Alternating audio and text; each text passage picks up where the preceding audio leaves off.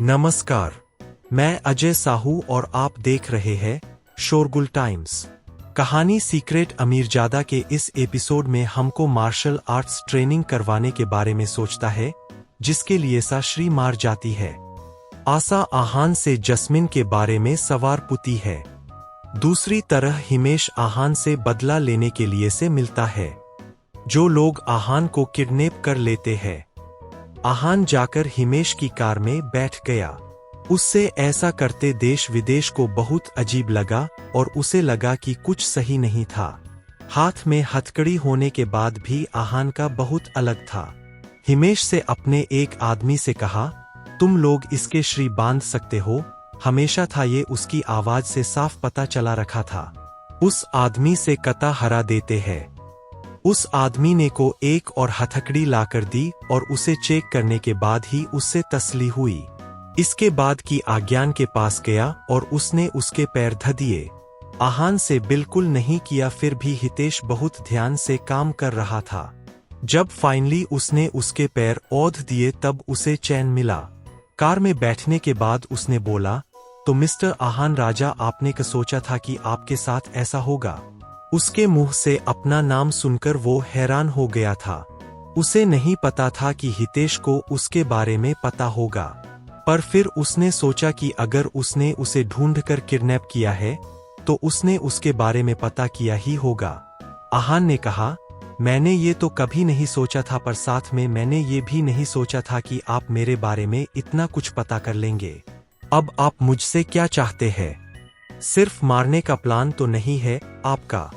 हितेश हंसा और उसने कहा, ऑफ कोर्स, मैं तुम्हें आसान मौत नहीं दूंगा। तुमने मेरी जितनी इंसल्ट की है उसका हिसाब तो अच्छे से लूंगा। तुम्हें टॉर्चर करके ये दिखाऊंगा कि आखिर दर्द किसे कहते हैं। आहान ने ये सारी बातें पहले सुनी हुई थी। जो भी उससे भिड़ना चाहता था वो उसे ये सब बातें ही बोलता था, पर लास्ट में वो आहान का बाल भी बांका नहीं कर सकते थे। आहान ने धीरे से कहा, ये सब बातें मैं बहुत सुन चुका हूं। हितेश ने कहा, कुछ कहा तुमने? आहान ने जवाब दिया, नहीं नहीं। थोड़ी देर बाद कार एक विला के आगे रुकी। उनके आने से पहले ही वहां पर कुछ लोग थे। आहान सबको एक एक करके देख रहा था। हितेश कार से उतरा और उसने कहा, उस लड़के को बाहर निकालो। आहान के पैर बंधे हुए थे, इसलिए वो खुद बाहर नहीं आ सकता था। कुछ लोगों ने उसे बाहर निकाला और फिर उसे लेते हुए विला में एंटर कर रहे थे। विला में आने के बाद आहान ने देखा कि वहां पर टॉर्चर का बहुत सारा सामान था। ये सब देखना बहुत रेयर था। ये सब देखकर आहान के दिमाग में पहला ख्याल ये आया कि अगर इसने ये सब स्पेशली मेरे लिए तैयार किया है तब तो कोई बात नहीं, पर अगर ये सब यहाँ पर पहले था, इसका मतलब ये था कि हितेश पागल था और उसे लोगों को टार्चर करने में बहुत मजा आता था। वहां पर एक भट्टी जैसा कुछ जल रहा था और उसमें लोहे के सरिये जल रहे थे। रुक रुक कर उसमें से चिंगारी निकल रही थी, जिसे देखकर किसी की भी रूह कांप सकती थी। वो लोग आहान को एक स्टूल के पास लेकर आए और उन्होंने उसे बांध दिया। स्टूल पर बैठने के बाद आहान ने कहा, तो मेरी खातिरदारी के लिए आपने ये सारी तैयारियां की है, काफी अच्छा है, पर क्या आप ये सारी चीजें मुझ पर यूज करना चाहते हैं? हितेश ने कहा, तुम चिंता मत करो, मैं तुम्हें इतनी आसानी से नहीं मरने दूंगा। तुम्हें बहुत तड़पाने के बाद ही जान से मारूंगा। यहाँ पर सारी दवाई और डॉक्टर भी है जो तुम्हारा इलाज कर देंगे। पर एक बार उन्होंने भी जवाब दे दिया तो फिर तुम्हें कोई नहीं बचा पाएगा। आहान हितेश की ये सारी बातें सुन रहा था और मुस्कुरा रहा था। वो जानना चाहता था कि हितेश उसे टॉर्चर करने के लिए किस हद तक जा सकता था, और अब उसने ये सब देख लिया था। अब उसे बर्दाश्त करने की और जरूरत नहीं थी। उन लोगों ने उसके पैरों से हथकड़ी हटाकर रस्सी बांध दी थी। अब आहान के लिए अपने पैरों को खोलना बहुत आसान था, पर उसके हाथों में अभी भी स्टील की हथकड़ी थी। आहान ने अपना पूरा जोर लगाया और रस्सियों से अपने आप को फ्री कर लिया। उसके पास जो आदमी खड़ा था वो ये देखकर हैरान हो गया था, पर आहान रुकने वाला नहीं था। वो खड़ा हुआ और उसने उस आदमी को किक किया। वो उड़ता हुआ 8 से 10 मीटर दूर जाकर गिरा। ये देखकर अनकॉन्शियसली सबने 2 कदम पीछे ले लिए थे। हितेश चिल्लाया, खड़े खड़े मेरा मुंह क्या देख रहे हो? आगे जाओ और सबक सिखाओ इसे। कोई भी आगे नहीं बढ़ रहा था। ये देखकर हितेश ने कहा, अगर तुमने इसे नहीं मारा तो मैं तुम सबकी जान ले लूंगा। मेरे पैसों पर पलकर मेरा ही काम नहीं कर रहे हो। ये सुनकर वो लोग घबरा गए और आहान पर अटैक करने आगे बढ़े। आहान ने अपने मार्शल आर्ट्स स्किल्स का बहुत अच्छे से इस्तेमाल किया और एक एक को धूल चटा दी। कुछ ही मिनट में 4 से 5 लोग जमीन पर गिरे हुए थे और बाकियों के डर से पैर कांप रहे थे। आहान के लिए इन लोगों को हराना ज्यादा मुश्किल नहीं था। वो टॉप लेवल का मार्शल आर्टिस्ट था, वहीं ये लोग मामूली गुंडे थे जो सिर्फ हॉकी स्टिक और बैट घुमाना जानते थे। इन लोगों के पास आहान के एक भी मूव का कोई जवाब नहीं था। वो आहान के अटैक्स को डॉज कर पाते उससे पहले तो आहान उन्हें चित कर देता था। इस वक्त आहान कुछ ऐसा ढूंढ रहा था जिससे वो स्टील की हथकड़ी खोल सके। उसके लिए उसे तोड़ना इतना मुश्किल नहीं था, पर अगर वो ऐसा करता तो कहीं ना कहीं उसे चोट आ सकती थी। इस वक्त आहान नहीं चाहता था कि उसकी कलाई पर चोट आए। हितेश अपने आदमियों को उठने के लिए और आहान पर अटैक करने के लिए कह रहा था, पर कोई भी उसकी बात नहीं सुन रहा था। आहान को किसी के पास से एक तार भी मिल गया था जिसकी मदद से वो हथकड़ी आसानी से खोल सकता था। आहान ने तार उठाया और उसे हथकड़ी के छेद में डालने लगा। उसे थोड़ा स्ट्रगल करना पड़ा था, पर वो जानता था कि उसके पास वक्त बहुत कम है, इसलिए उसने जल्दी हाथ चलाया और लॉक खोल दिया। अब आहान आजाद हो गया था।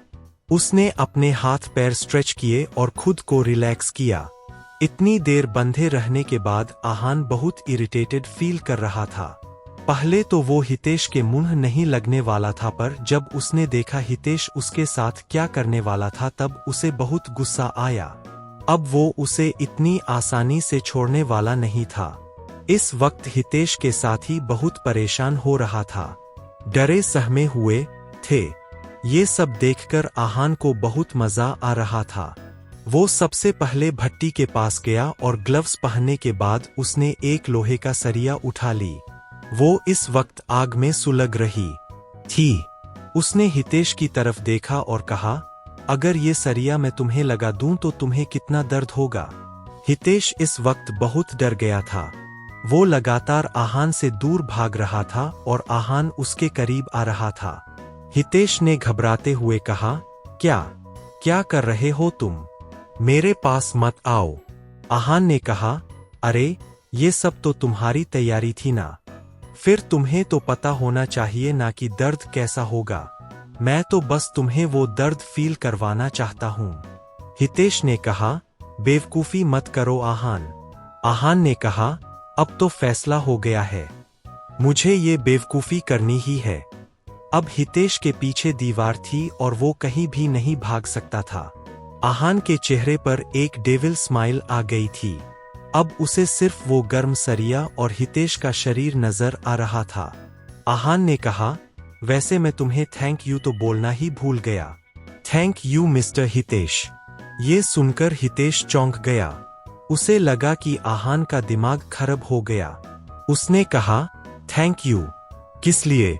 तुम्हारा दिमाग तो खराब नहीं हो गया है।